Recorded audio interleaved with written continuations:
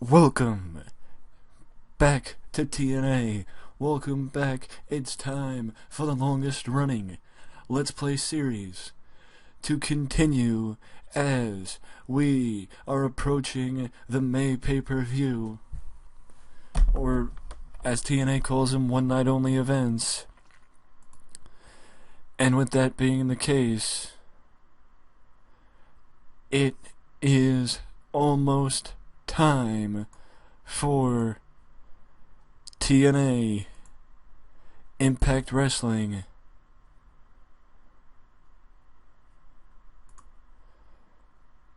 One Night Only Lockdown. Sorry for the delay, I was thinking. For One Night Only Lockdown, where, yes, if you had to guess, the Lockdown Steel Cage will return.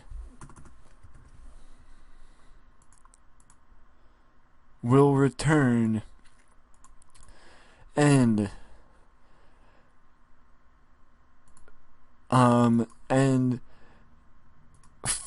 it will be a 5-on-5 War Games style match at Lockdown, at One Night Only Lockdown, coming up later this month.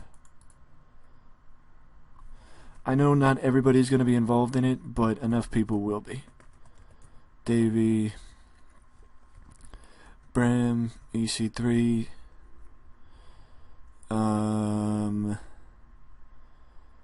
Rob Echoes, Bobby Roode, and James Storm.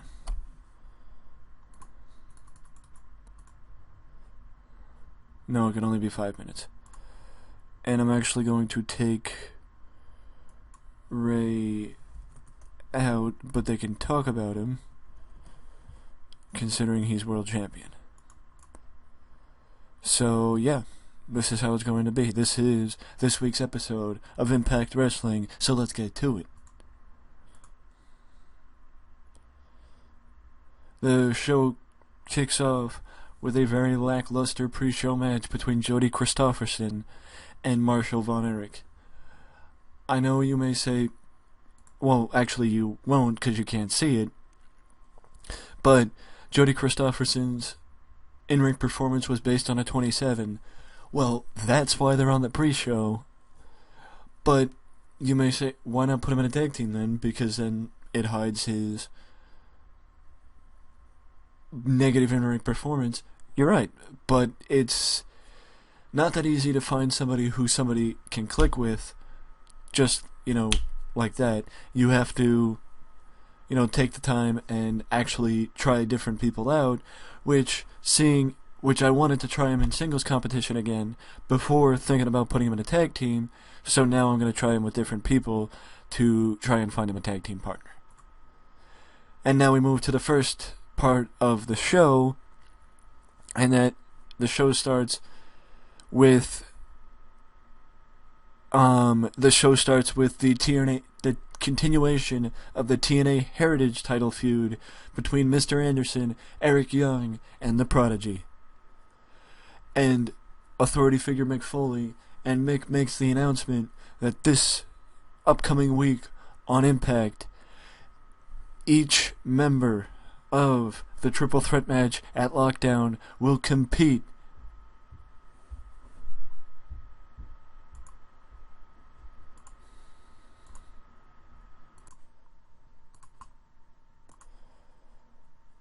next week. Prodigy, Mr. Anderson, and Eric Young will all compete on Impact as we approach Lockdown in 2 weeks on pay-per-view.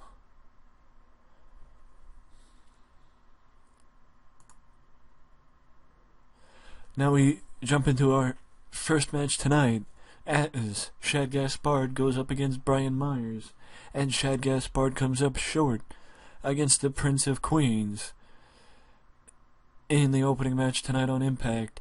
And you may say, what was the point of this match? Well, not to sound like I broke a record, even if I do, but the point of this match was basically wins matter.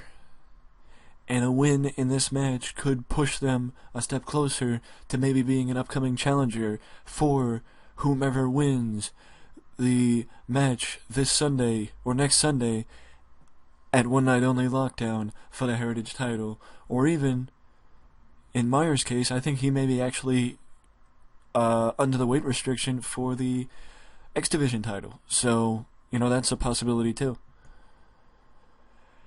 Look who's here. So, in between recordings, I developed a relationship, a working agreement with Preston City Wrestling, or Progress, I believe. And you saw the debut last week of El Ligero. Well, El Ligero's here on loan. But El Ligero is not the only person here on loan. I also brought one of my favorites in for a run with TNA, and that is the villain, Marty Scurll. And this is Marty's debut here in TNA, as unlike El Ligero, Marty gets the win. Marty also gets a 38 in-ring performance, and Dylan Bostic, in his debut, might I add, also, his gimmick got rated good, above average, but his in-ring performance was below average.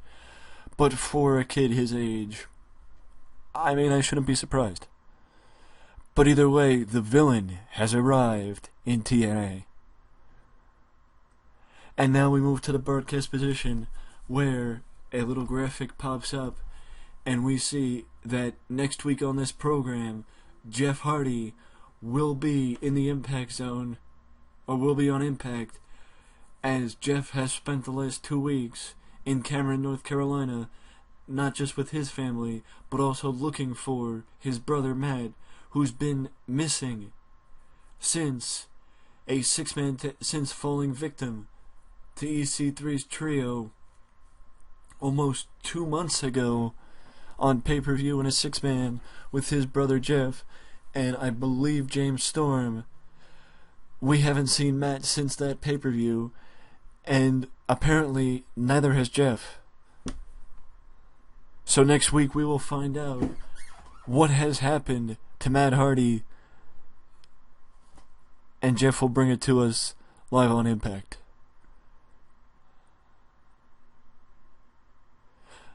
Oh, and now we move to a highlight package of last week's episode of Impact. The reason why I do this is twofold. Because if this is your first time watching Impact, if this is your first show and you didn't see next week, then I feel like seeing how, not just seeing highlights of last week may make you interested in, not in, coming back next week and watching next week just because, you feel like, oh, I don't know what's going to happen. Because, you see a Donnybrook of a brawl between Beer Money, EC3, Bram, and the Wolves. Well, you see ending the show, and you see Beer Money and the Wolves brawling to fight to start the show. Tension's at an all-time high in TNA. But, it's, I guess what I'm saying is, I'm trying different ways to change up the formatting for TNA. And I feel like this is a way that could get people, oh, this happened? Oh, I wish I saw that, just a way, if you could get one person to say, oh, I wish I saw that, then he'll tell his friend what he's doing, and he'll tell his friend. Viral marketing is the most powerful way to market because it's free. And you depend on a positive reaction out of the fans to get that reaction. But that's why I'm doing this, because you gotta change the perception of TNA with the fans, and the way to do that is things like this. showing them what they missed, and showing them why they should be here every week. Now, for the last 5 months, Tigre Uno has ruled the X Division.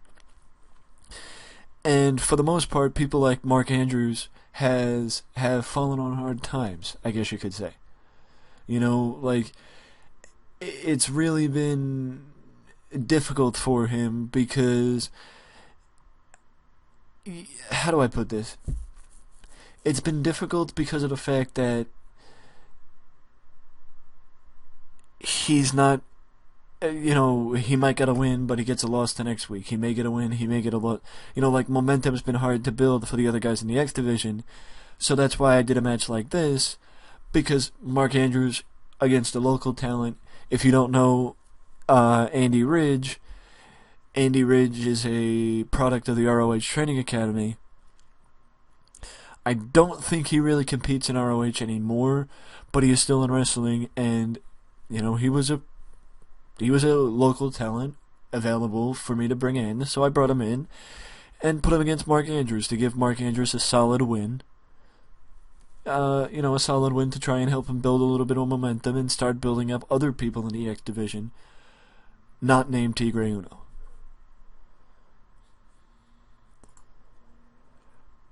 Before I get to this, I just want to mention something else. The original plan was to have Tigre Uno defeat lose to Kyle O'Reilly and have Kyle become X Division champion. But because of the underwhelming performance that they had last month, I think I'm going to kill the feud. I do have another idea of where I can go with Tigre Uno in the X Division title, and that's how I'm going to do it. Or that's what I'm going to do. I'm going to go the different way. I'm going to follow the second plan, and Kyle O'Reilly may have to find somebody new to feud with in the X Division.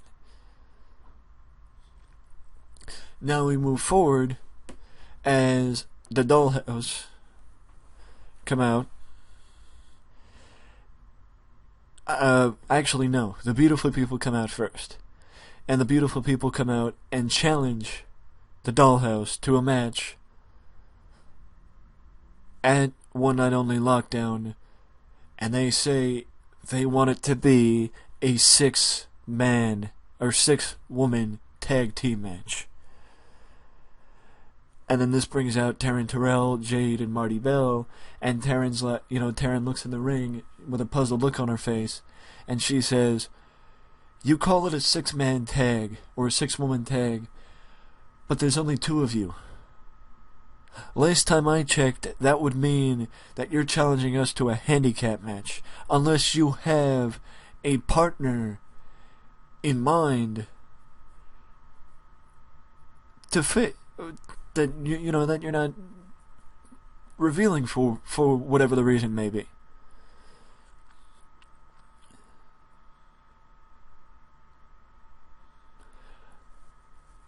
Maybe we do, maybe we don't. But all we know is this. We know that without a shadow of a doubt, we can take you in a 6-person tag, in a singles match, in a handicap match. It doesn't matter. Because the truth of the matter is, we know that we're better than you. And it doesn't matter who our partner is. Whoever it is, we'll beat you.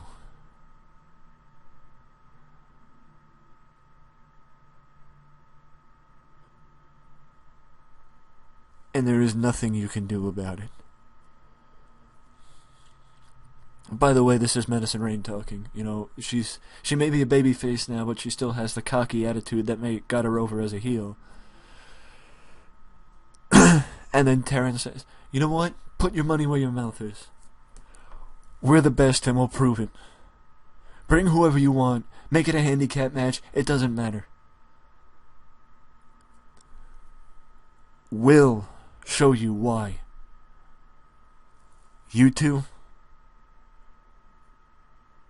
need to be shown the door rather than the spotlight. We belong in the spotlight. You belong anywhere else but here.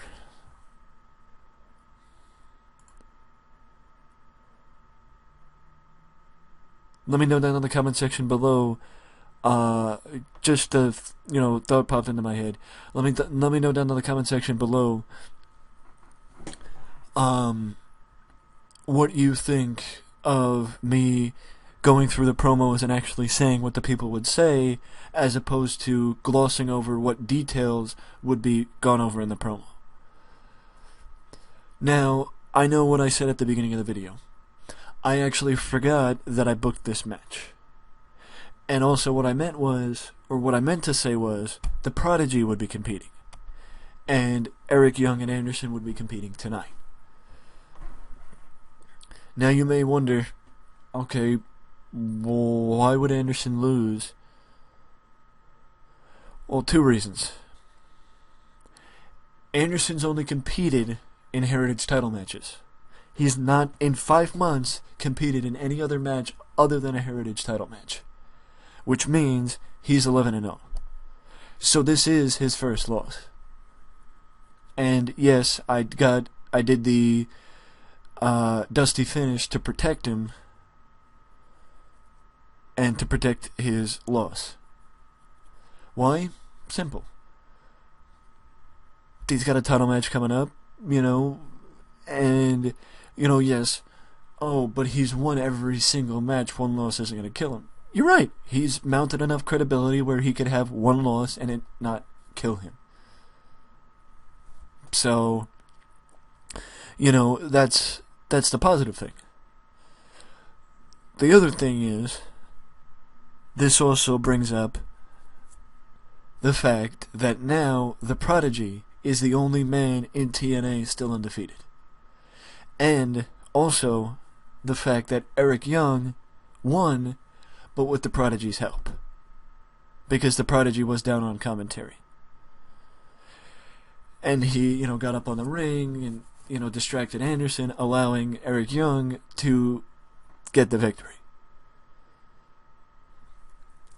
So this is going to add to the Prodigy's ego, because he's basically going to be able to say now that the only reason why Eric Young won was because of him. And that the only reason why Anderson lost, and has a loss, and suffered his first loss since winning that title, is because of the Prodigy. So I'm building up the Prodigy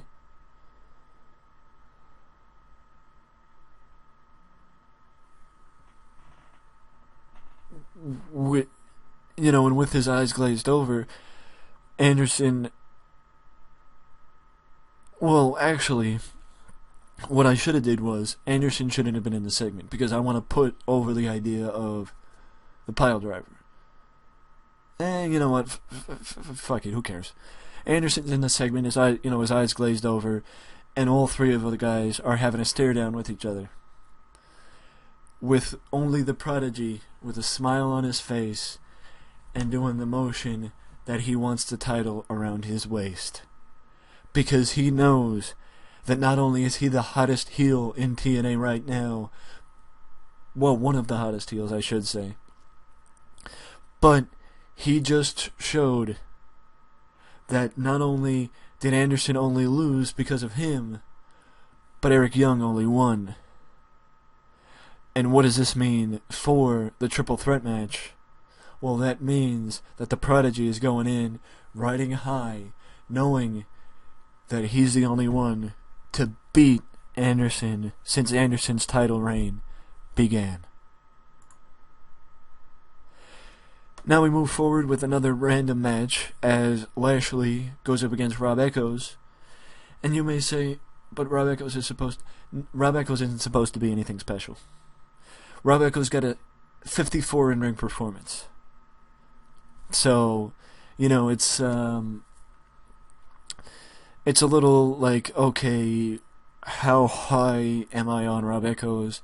How far do I think he can go? And where's his ceiling? Where's his ceiling? Honestly, I think his ceiling may be in a tag team, or he may have a higher ceiling in a tag team than as a singles wrestler, but right now he gets Lashley another credible win as Lashley looks to keep his stock high and always be at the snap of the fingers ready to challenge for the TNA World Heavyweight title.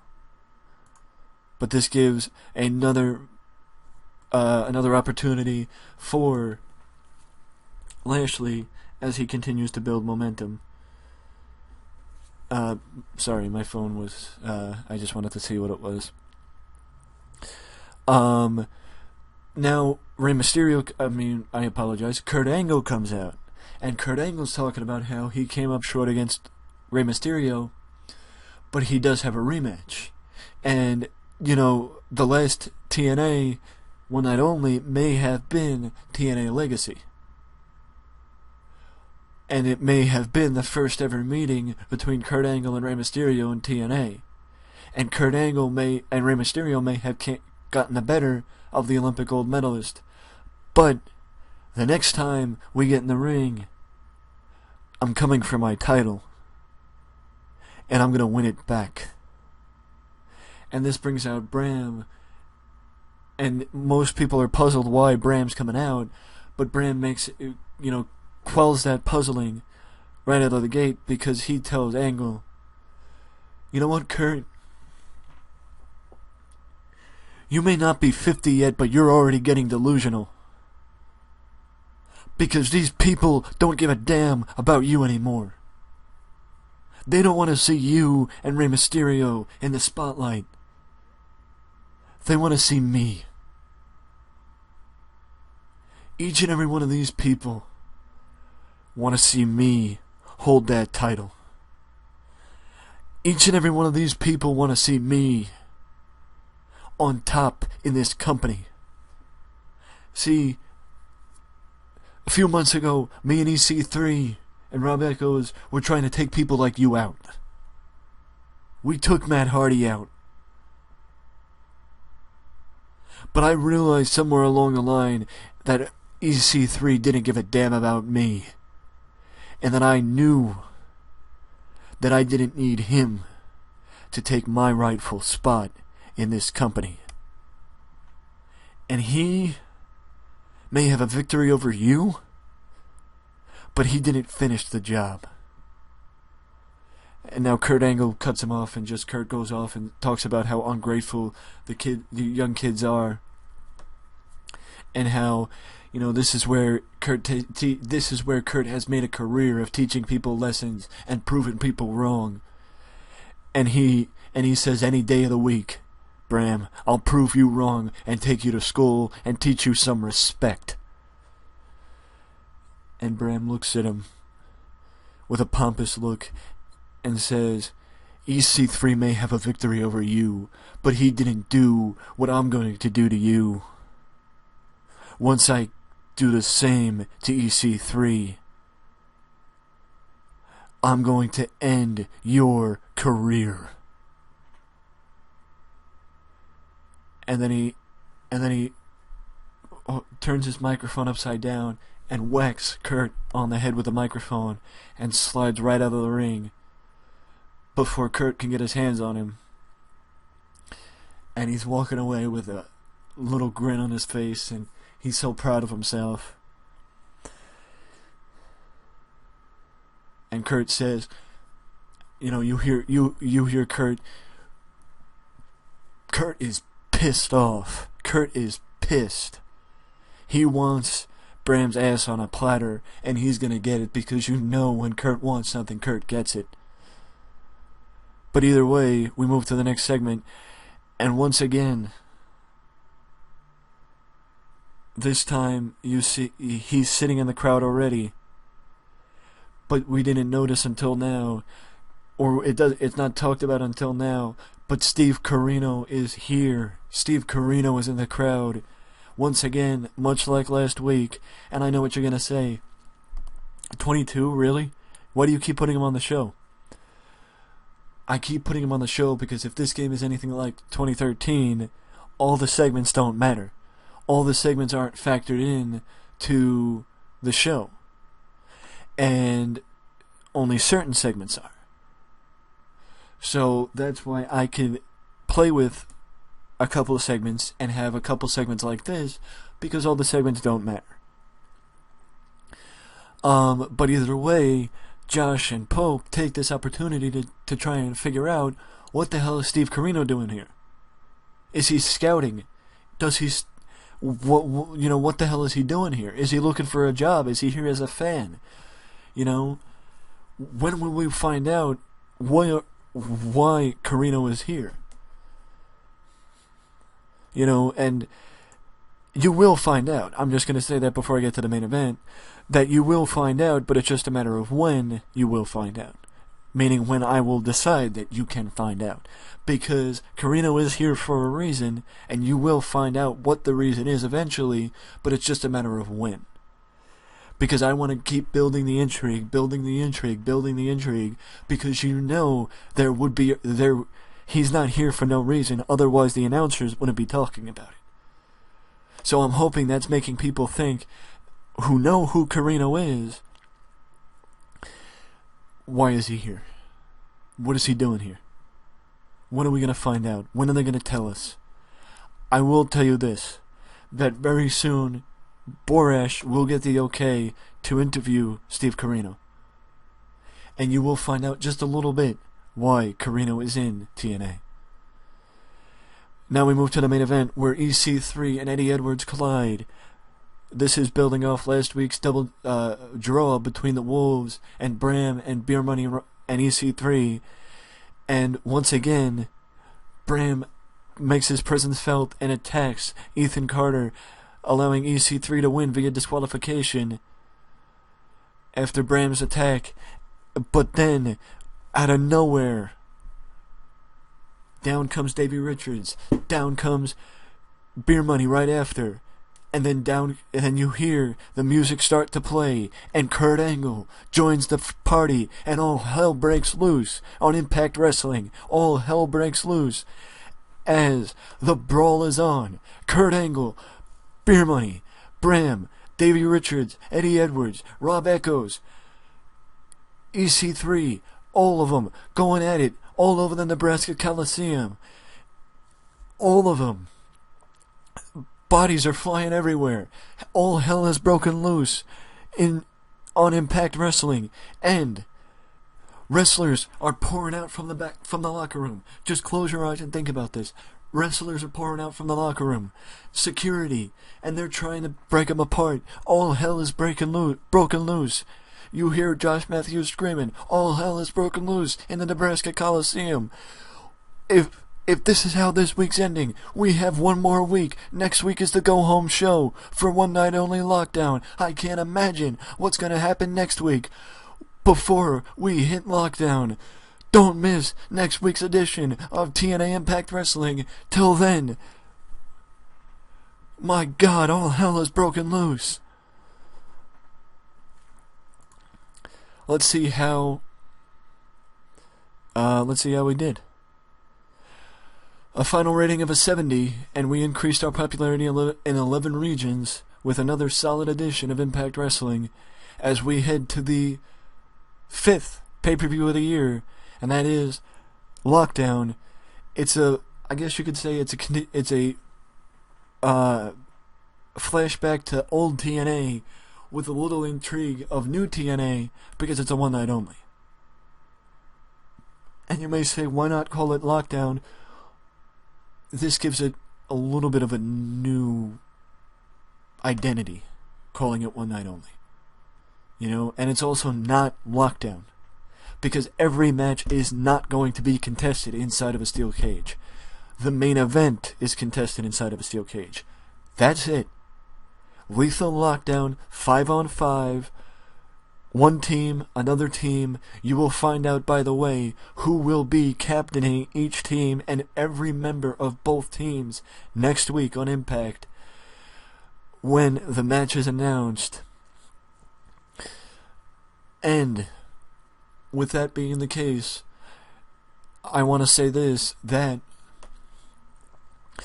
every match will not be inside of a steel cage, and that, my friend, is why I'm not calling it Lockdown. Because putting every match inside of a steel cage, then I would be able to call it lockdown.